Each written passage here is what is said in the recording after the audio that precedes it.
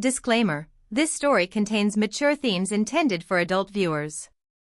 Viewer discretion is advised. The laughter was easy, natural, the kind that bubbled up when you weren't trying too hard. We were in their living room, pillows in hand, caught in the middle of a playful battle between couples.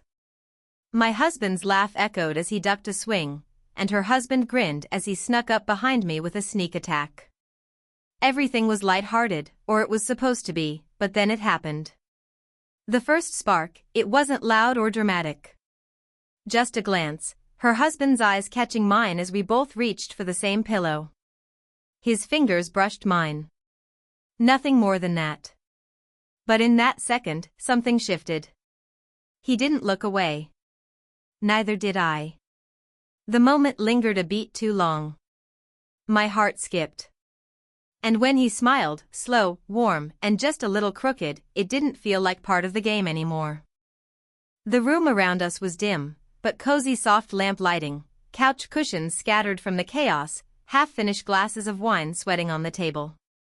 Our spouses were still in the background, laughing, tossing pillows, oblivious. But between us, me and him, there was a slow pull, quiet and magnetic. My breath caught. We moved again, a scuffle, a laugh, body shifting. I stumbled, maybe on purpose, maybe not, and landed hard on the couch, or rather on him, his lap, hands instantly at my waist to study me, my palms on his chest, our faces inches apart. I could smell the faint citrus of his cologne, feel the warmth of his skin through his shirt. My body didn't want to move. He looked up at me, and this time the look was different. He wasn't smiling. Not quite. He was watching me like he was trying to read something I hadn't said yet. Something I hadn't dared think until this exact second. I felt it then. Low in my stomach, a warm, rising pull of curiosity. A question neither of us asked out loud. I still didn't move. Neither did he. From across the room, I heard her laugh. His wife. My husband chuckled too, distracted, their voices distant. We were in the same room, but suddenly in a bubble that belonged only to us. And I knew, even before anything else happened, that this night wouldn't end the way it started. It wasn't the first time we'd all spent an evening together. Our two couples had become close. Double date nights, weekend getaways, even holidays, comfortable, familiar. But tonight, something unspoken shifted. I stood to steady myself after falling onto his lap, trying to shake off the moment like it hadn't just changed everything. My laugh was forced, the kind meant to say, "That was silly." His hand, still resting lightly on my hip, didn't move right away. He looked up, brow lifted slightly. "You okay?" he asked, voice low. "Yeah," I murmured, brushing invisible lint from my shirt. Really just buying a second to catch my breath. In the background, our spouses were distracted, battling it out with feathers and giggles. I stepped back toward the kitchen under the excuse of needing water. He followed. In the soft yellow glow of the kitchen light, I could feel the energy shift again. It was quiet here, closer, more dangerous. I reached for a glass. His hand reached at the same time, fingers brushed. Just a second, but the second lingered. Our eyes met again, not by accident. This time we both knew. "I didn't mean to fall on you," I said, almost a whisper. "Didn't mind." His voice was calm, steady, but something flickered behind his eyes. Warmth, restraint, curiosity. I turned toward the sink, water running, pretending I needed to focus. But I felt him step closer. Not too close. Just close enough. "You ever notice how quiet it gets when they're not looking?" he said softly. I paused, swallowed. "Yeah," I said. "I do." There was so much I wanted to say, to ask, to confess, but none of it would come out. Not here. Not yet. He moved past me to grab a bottle of wine, brushing his arm gently against mine. Deliberate, accidental. I didn't know anymore. "You okay?" he asked again, turning the question on its head this time. I nodded, but I couldn't hide the heat rising in my cheeks. Just thinking, he poured a glass. Me, too. The moment stretched heavy with tension. Not loud, not obvious, but real. Before we returned to the others, he leaned in slightly, just enough for his hand to lightly graze mine as he handed me the glass. His thumb pressed gently to the back of my hand. Just once, then gone. We looked at each other, both knowing that touch meant something we weren't supposed to want, but did. Back in the living room, the energy was still light, pillows everywhere, laughter echoing off the walls, but my focus had narrowed. All I could feel was him, his presence behind me, the way his glance still lingered whenever I looked away. I sat beside my husband, tucked under his arm like always. It should have made me feel secure, grounded. But instead, it felt off, like I was pretending something wasn't pulling me in another direction. Across the room, he sat next to his wife, close but not touching. He looked relaxed, but I caught it. That subtle flick of his eyes toward me when no one else was watching. The way he leaned forward just slightly, like he might say something, but changed his mind. Desire and guilt battled inside me like waves. I wasn't the kind of woman who crossed lines. I loved my husband. We were happy, weren't we? So why did every accidental touch from him feel like a spark I didn't know I was starving for? He stood up to grab more wine and I followed a few seconds later. Not because I needed anything, but because my body moved before my brain caught up in the kitchen again, just us. The quiet space we now seemed to return to like gravity. He poured slowly, careful. I stood next to him, too close. Neither of us pulled away. You seem off, he said softly. I hesitated. I could say the same about you. He met my eyes. Maybe we both feel something we shouldn't. The silence stretched thick with tension. The kind of pause that holds 100 unsaid things. I leaned on the counter. He did too, close enough that our arms touched. His skin was warm. I didn't move. This is wrong, I whispered. I know, but it doesn't feel wrong, I added before I could stop myself. His jaw tightened slightly. I've been thinking about you all night. A breath caught in my throat. My hand rested on the counter. His moved slowly, tentatively until his fingers lightly touched mine. Not fully holding, just there. The kitchen faded. The laughter in the living room was far away. All I could hear was the hum of my own heartbeat. We turned toward each other, eyes locked. Closer. Closer. Our faces were inches apart. Then footsteps. We both turned quickly. It was his wife, smiling, innocent, holding a bowl of snacks. Miss me, she teased. We both smiled, but something between us had already changed. The night wore on, but sleep felt impossible. The others had drifted off. Her husband stretched out on the recliner, already dozing, and mine upstairs, claiming he had a headache. She had curled up on the couch with a blanket, scrolling on her phone. One by one, the noise faded, the lights dimmed, and the house settled into quiet. Except us. We were alone again, not by accident this time. He stood at the back patio door, looking out into the dark yard, moonlight casting a silver glow across his face. I hovered near the kitchen island, pretending to tidy up glasses that didn't need cleaning. A long silence passed between us. Then softly he spoke without turning around. You can't sleep either. I shook my head, then realized he couldn't see. No, not really. He looked back at me. And just like that, we were locked in it again. The space between us felt like a thread pulled taut. One step and it would snap.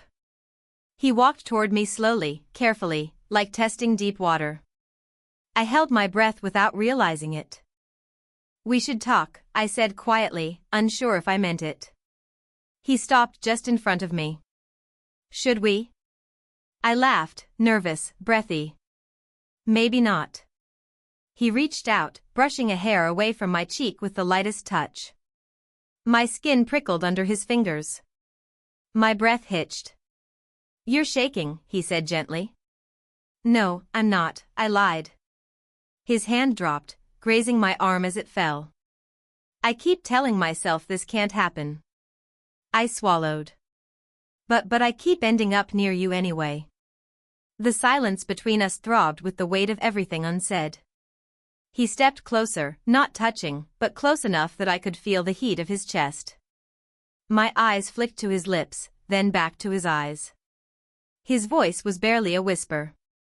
"If I kiss you, I don't think I'll stop." The truth was, I didn't want him to. I didn't move. Neither did he. The tension wrapped around us like a storm about to break. His hand hovered at my waist, asking a silent question. My body leaned in, barely answering it. We were breath to breath, heartbeat to heartbeat. Then footsteps creaked upstairs. We jumped apart like gravity snapped. He turned away. I wiped my palms on my jeans, heart racing. The moment was gone, but it wasn't over. The house had quieted again. His wife had gone upstairs. My husband hadn't returned. It was late, too late to still be awake. Too late for the way we kept orbiting each other like planets slowly pulled into collision. I stood by the sliding door, watching the moonlight shimmer on the backyard grass. My fingers played with the edge of the curtain, needing something to hold on to.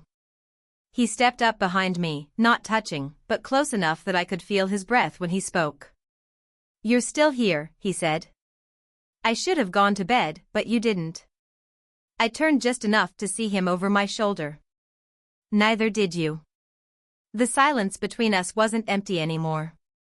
It was loaded with everything we'd been pushing down, everything we weren't supposed to feel. Then came the twist. I saw the way he looked at her. He said suddenly, voice low, almost pained. I blinked. "What?" "My wife. Your husband. Earlier when we were all laughing. You didn't see it, did you?" "No." He sighed, resting one hand lightly on the doorframe beside me. Not quite touching, but close enough to cage me in. "It's been going on for a while." I didn't want to believe it. I stared at him, mind reeling. "Are you sure?" I heard them once whispering in the guest room. Her hand on his back tonight. It wasn't the way you touch a friend. My stomach flipped. The safe ground beneath us cracked. And in that crack, desire surged. Not out of revenge, but from truth. From a shared wound.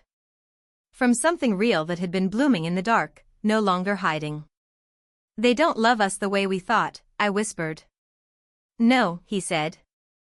But maybe I turned fully toward him, our eyes locked. This time there was no guilt, just raw honesty. The kind that hurt and healed at once. "I've been trying so hard not to want you," I said. His voice broke slightly. "I don't think I've ever wanted anyone more." We didn't move. We didn't have to. The pull between us did it for us. His hand brushed mine again, slower this time, intentional. Our fingers intertwined. Shaky but certain. I felt his breath warm and real as he leaned in. No footsteps this time, no distractions, just the sound of our hearts pounding out a rhythm that said yes. Our lips touched. Soft, then deeper, then everything. No more distance. The line we weren't supposed to cross had vanished, swallowed by something bigger, something neither of us could pretend away anymore. The kiss deepened like it had waited years to exist. Soft at first, full of questions, then urgent, filled with answers. His hands moved slowly, reverently along my back as if he couldn't believe I was real. Mine found his shoulders, gripping him, not out of fear, but from the sheer weight of finally letting go. Every second between us had built to this. Every glance, every hesitation, every breathless silence. And now it all broke open. We didn't speak. There was nothing left to say. Our bodies spoke for us. And how we held each other, how we leaned in closer, how we finally stopped pretending. He lifted me gently, guiding me toward the couch like I was something delicate. I wasn't. Not tonight. Tonight, I was alive. My heart was louder than my thoughts. My skin burned with every brush of his touch. Our lips met again, longer, deeper, and in the quiet hum of the house, everything else disappeared. Then a sound. A phone buzzed sharply on the table. I froze. So did he. We looked. It was mine. The screen lit up. My husband can't sleep. You. The world tilted for a second. I stared at it, still caught in the storm of what we'd just begun.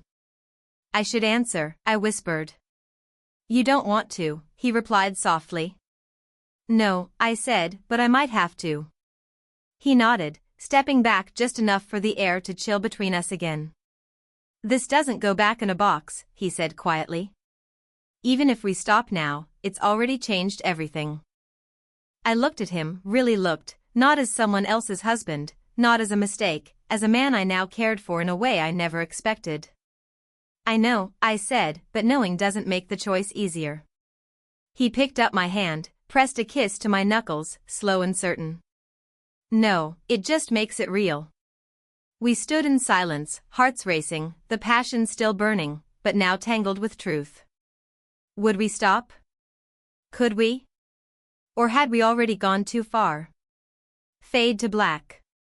The sun hadn't risen yet, but the darkness had softened. I sat on the back porch wrapped in a throw blanket, knees tucked to my chest, the night air cool against my skin. He joined me quietly, coffee in hand, the silence between us no longer tense, just full of everything we didn't need to say out loud. We had crossed the line. The one we said we wouldn't. The one we couldn't take back.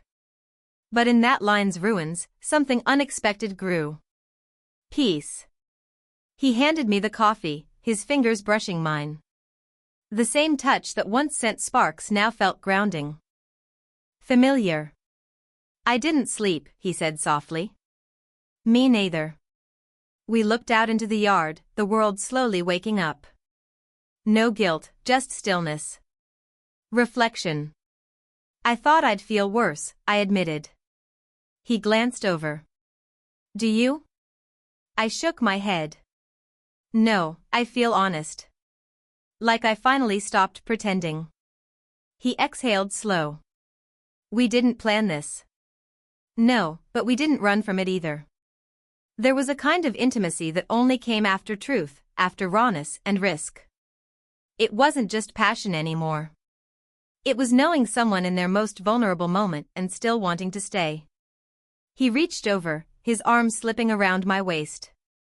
I leaned into him, resting my head against his shoulder. We stayed like that, warm bodies under a cold sky, tangled in something that felt like more than just a night. I don't know what happens next, I said quietly. Me either, he replied. But I know this happened for a reason. I turned my face toward his. Our lips met again, not rushed, not hungry, but soft and slow. A kiss that said, thank you. I see you. I'm still here. No fireworks, no dramatics, just a quiet ending to a loud feeling.